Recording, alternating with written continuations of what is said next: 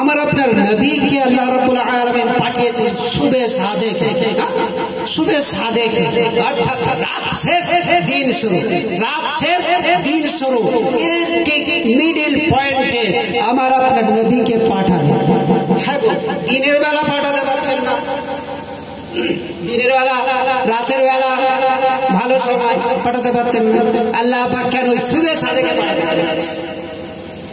শুবে সাদেক যখন ফজরের ওয়াক্ত শেষ হয়ে যায়, ফজরের ওয়াক্ত শুরু হলো, শেষ হয়ে যাবে, আর চারিদিকে সব আলো হয়ে যায়, এখন সব লাইটের আলো, চারিদিকে দেখা যায় না সেই আলোটা।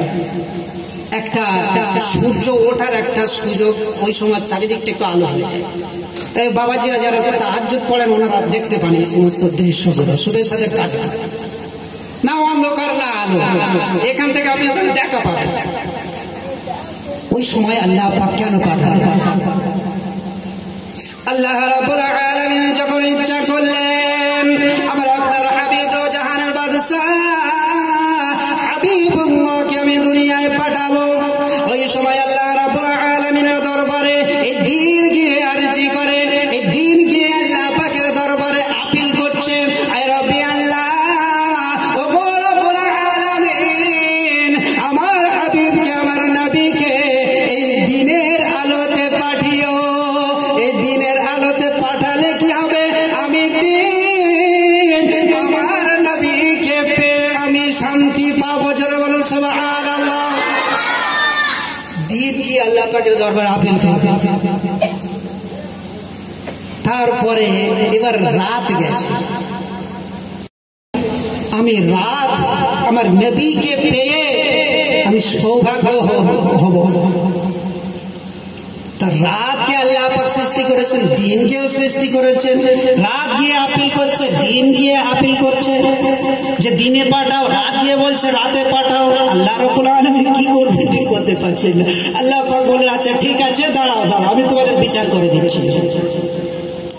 আমার হাবিবকে আমি কখন পাঠাবো সেটা আমি বুঝে নেব, আমি দেখে নেব, নিজ দায়িত্বে আল্লাহ পাক রাখবে। তারপরে রাত খুব খুশি যে আবার রাতের বেলায় আমার নবীকে আল্লাহ পাক পাঠাবেন, শিওর পাঠাবেন। কেন? আমি রাত ঠান্ডা, রাতের বেলা পাঠাবেন। দিন তো বাগবা খুশি, আমি দিন উজালা, দিনের আলো পরিষ্কার সবকিছু দেখা যায়, দিনের আলোতে আমার নবীকে আল্লাহ পাক পাঠাবে। দুজনে মোটামুটি সে যার অন্তরে অন্তরে খুশি অনুভব করছে। এমন সময় আল্লাহ রাব্বুল আলামিন আমার আপনার নবী তো জাহানের বাদশা হাবিবুল্লাহ জনাবে মুহাম্মদুর রাসূলুল্লাহ সাল্লাল্লাহু আলাইহি ওয়াসাল্লাম কে আল্লাহ পাক হুকুম করেন, আমার হাবিব গো, আমার রাসূল গো, রাত তোমাকে চাইছে, দিন তোমাকে চাইছে, আমি আল্লাহ রাব্বুল আলামিন নিজ দায়িত্বে ওই রাত আর দিনের মাঝখানে শুবে সাদেকে পাঠালাম। জোরে বলেন সুবহানাল্লাহ। হে নবী, আমি শুবে সাদেকে পাঠাবো, রাতকেও কষ্ট দেবো না, দিনকেও কষ্ট দেবো না, শুবে সাদেকে তোমাকে পাঠাবো। আল্লাহ রাব্বুল আলামিন শুবে সাদেকে আমার নবীকে পাঠালেন। হযরত আমিনা রাদিয়াল্লাহু তাআলা আনহা বলছেন, আমার শিশু মুহাম্মদ যখন আমার গর্ভে যখন এসেছে, তখন বাচ্চা যখন মায়ের পেটে থাকে, মা বহু ধরনের কষ্ট পায়। আমিনা রাদিয়াল্লাহু তাআলা আম্মা জান বলছেন যে আমার শিশু মুহাম্মদ যখন আমার গর্ভে এলো, পেটে এলো, আমি এক দিনের জন্য একটু কষ্ট অনুভব করিনি। জোরে বলুন সুবহানাল্লাহ। অসুস্থ বোধ করল। কি নবী, কি নবী, সেই নবীর চরিত্রে, সেই নবীর চরিত্রে তোমরা দাগ লাগাতে চাইছো? বেঈমানের বাচ্চা, বেঈমান ভাইরা আমার, যে নবীর মজলিসে আমরা এসে উপস্থিত হয়েছে, এ নবীর মহব্বত ভালোবাসার একটা পন্থা হলো নবীর উপরে দরুদ পাঠ করা, ঠিক কিনা? নবীর উপরে দরুদ পাঠ করা। এই দরুদ শরীফ আমরা যে পড়লাম, এর ফায়দা ফজিলত জানেন?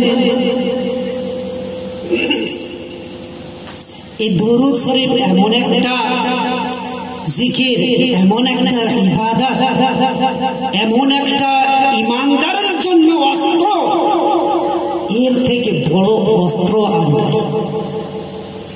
আপনি যখন বাজারে যাচ্ছেন দরুদ শরীফ পড়তে পড়তে যান, বাজার থেকে যখন ফিরবেন দরুদ শরীফ পড়তে পড়তে ফিরবেন, যখন আপনি বাড়িতে ঢুকবেন দরুদ পড়তে পড়তে ঢুকুন, বাড়িতে বের হওয়ার সময় তাওয়াক্কালতু আলাল্লাহ দরুদ শরীফ পড়তে পড়তে বাড়ি থেকে বের হন। আল্লাহ রাব্বুল আলামিন আপনার চলার পথে কোনো দিন কোনো ক্ষতি হবে না। কিন্তু এই দরুদ শরীফ যদি আমরা একবার পড়লাম, হয়তো সারাদিনে একবারও মনে পড়ে না, পড়ে বলে আমার মনে হয় না। যারা নামাজি, যারা আল্লাহওয়ালা, তারা মোটামুটি সব সময়ের জন্য দরুদ শরীফেই ডুবে আছে, তারা দরুদ শরীফের নিয়েই ডুবে আছে। কিন্তু যারা নামাজের ধারধারি না, তাদের মনে হয় একদিনও মনে পড়ে না। তা আমার নবী কি করে আমার আপনার কথা মনে করবে বলুন তো? আমরা নিজেদের বিচার নিজেরাই করে নি, নবীর উপরে একবারও দরুদ পড়িনি সারা দিনেই, তা নবী আমাদের কথা কি করে মনে? হ্যাঁ ভাই, আমার নবী আমাদেরকে ভুলেছেন কোনোদিন? হ্যাঁ, বলতে পারবেন কোনোদিন ভুলেছেন? একটু আওয়াজ দিয়ে বলেন না, সকলে চুপচাপ থাকলাম। কোনোদিন ভুলে, এখন মনে হচ্ছে ভুলে গেছে। আবার আপনার নবী দো জাহানের বাদশাহ হাবিবুল্লাহ মুহাম্মদ রাসূলুল্লাহ সাল্লাল্লাহু আলাইহি ওয়াসাল্লাম যখন দুনিয়ায় ভূমিষ্ঠ হলেন, আম্মা জান আমিনা রাদিয়াল্লাহু তাআলা আনহা বলেন, আমার শিশু মুহাম্মদ যখন ওই দুনিয়ায় ভূমিষ্ঠ হলো, জন্মগ্রহণ করলো, তখন আমি দেখতে পেলাম আমার শিশু মুহাম্মদ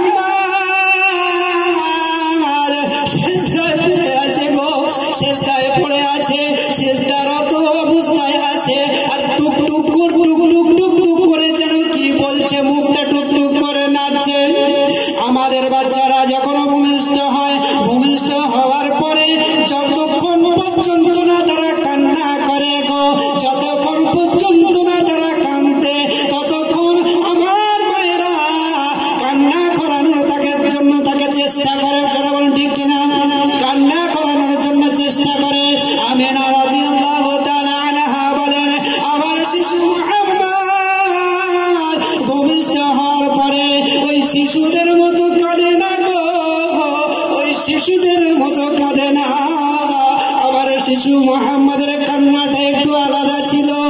আমার ভাইয়েরা, বাপেরা, আমার মা বোনেরা, মা জানেরা, আমার নবী দুনিয়ায় আসার সঙ্গে সঙ্গে ইয়া হাবলে উম্মতি, ইয়া হাবলে উম্মতি, ইয়া হাবলে উম্মতি বলে কাঁদছেন।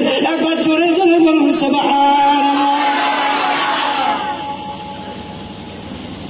আমাদের জন্য উম্মতি উম্মতি বলে কাঁদে। আমার আপনার ছেলেদের মতো কাঁদে না, উম্মতের জন্য কাঁদছে, আমাদের জন্য কাঁদছে। যে নবী জন্ম হয় সঙ্গে সঙ্গে তার উম্মতের খোঁজ খবর রাখে, আজকে আমরা সেই নবীর উম্মত, নবীর জলসাকে ছেড়ে দিয়ে আমরা ঘরে কিভাবে বসে থাকি মুসলমান? আমাদের উচিত এখন আমরা ঘর থেকে আমরা আল্লাহর নবীর মজলিসে এসে উপস্থিত হয়ে যাই, এটাই আমাদের এখন দরকার। আম্মা জান আমিনা রাদিয়াল্লাহু তাআলা আনহা বলেন, আমার শিশু মুহাম্মদের কান্নাটা কিন্তু ওই শিশুদের মতো নয়, আরো যে সমস্ত বাচ্চাগুলো হয় তারা কান্না করে সেরকম নয়, একটু আলাদা ছিল। আমার আপনার নবী দো জাহানের বাদশা আস্তে আস্তে আস্তে আস্তে যখন বড় হলেন, তারপরে উম্মতের জন্য পাগল। নিজের বাসস্থান, নিজের জন্মস্থান মক্কা শরীফ ত্যাগ করতে হবে। মক্কা শরীফ ত্যাগ করে মদিনায় হিজরত করলেন এই উম্মতের জন্য। আজকে সেই উম্মত আমরা নবীর মহব্বত ভালোবাসা এতটাই আমাদের অন্তরের মধ্যে আছে, আমরা দেখাই। সারাদিন দরুদ পড়া তো দূরের কথা, আল্লাহর নবীর মজলিস যেখানে হচ্ছে, আল্লাহর রসুলের কথা যেখানে আলোচনা হবে, সেই জায়গায় আমরা যেতে নারাজ। কিরকম আমরা মহব্বত করি, ভালোবাসি, এখানে বোঝা যাবে। আল্লাহ পাক কি বললেন যে তুমি যত বড় ইবাদতকারী হও, যত বড় আবেদ হয়ে যাও, আল্লাহওয়ালা হও, তোমার সকল ইবাদতের মূল হলো নবীর ভালোবাসা। যারা বলেন সুবহানাল্লাহ। যতক্ষণ না আমার হাবিবকে তুমি ভালোবাসছো, ততক্ষণ তোমার কোন ইবাদত, কোন কাজ আল্লাহ পাকের দরবারে কবুল হবে কি না। এক আলিফ বললে হবে না, 7 আলিফ টানতে হবে না, কবুল হবে না, টান দিয়ে বলতে হবে, 7 আলিফ টানতে হবে। চারটিখানি কথা পেয়েছে। আল্লাহ রাসূলের মহব্বত ভালোবাসা অন্তরে থাকবে না, আর আল্লাহর বান্দা আল্লাহর গোলাম বলে পরিচয় দেবে, কে তোমাকে পার করবে? হ্যাঁ, কে পার করবে? কেউ থাকবে না। জাহান্নামকে আল্লাহ রাব্বুল আলামিন কি করবেন? রাগিয়ে দেবেন। জাহান্নামকে রাগিয়ে দেওয়া হবে। 70,000 ফেরেশতা ওই জাহান্নামকে টানতে টানতে টানতে টানতে নিয়ে যাবে। আমরা নবীকে ভালোবাসি, নবী আমাদেরকে কতটা ভালোবাসে। জাহান্নামকে টানতে টানতে টানতে টানতে নিয়ে যাওয়া হবে। জাহান্নাম ওই বিশাল বড় জিহ্বাখানা বের করে আমাদেরকে ধরতে আসবে, খেতে আসবে, আর এমন গর্জন করবে না, সারা হাসরবাসী সকলে বেহুশ হয়ে যাবে, সব বেহুশ হয়ে যাবে, জ্ঞান হারা, অজ্ঞান হয়ে যাবে। কিছুক্ষণ পরে যখন আবার হুশ হবে, হুশ হয়েই সকলের হুশ উড়ে যাবে। আদম আলাইহিস সালাম বলবেন ইয়া নফসি ইয়া নফসি, আল্লাহ আমাকে জাহান্নাম থেকে বাঁচাও। নূহ নবী বলবেন ইয়া নফসি, ইব্রাহিম নবী বলবেন ইয়া নফসি, ঈসা নবী বলবেন ইয়া নফসি, মুসা নবী বলবেন ইয়া নফসি। সকল ইয়া নফসি নফসি করতে থাকবে সারা হাসরের ময়দানটা। এমন সময় একদিক থেকে আওয়াজ আসবে, ইয়া হাবলি উম্মতি, ইয়া হাবলি উম্মতি,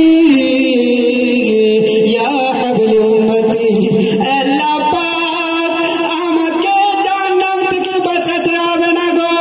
আল্লাহ পাক আমার গুনাহগার উম্মতিদেরকে এই জাহান্নামের আগুন থেকে বাঁচিয়ে নাও। জোরে বলো সুবহানাল্লাহ। আদম আলাইহিস সালাম বলবেন আল্লাহ পাক আমি আমার কওমদেরকে বাঁচাবো না, আমাকে জাহান্নাম থেকে বাঁচাও। নূহ নবী বলবেন আল্লাহ পাক আমি আমার কওমদেরকে সুপারিশ করব না, আমাকে জাহান্নাম থেকে বাঁচাও। ইসহাক নবী একই কথা বলবেন। মুসা নবী বলবেন আল্লাহ আমি আমার কওমদেরকে জাহান্নামের আগুন থেকে বাঁচাবো না, আমাকে তুমি বাঁচাও। ঈসা নবী বলবেন আল্লাহ পাক আমার মায়ের জন্য আমি সুপারিশ করব না গো। আল্লাহ পাক আমাকে শুধু এই জাহান্নামের আগুন থেকে বাঁচাও।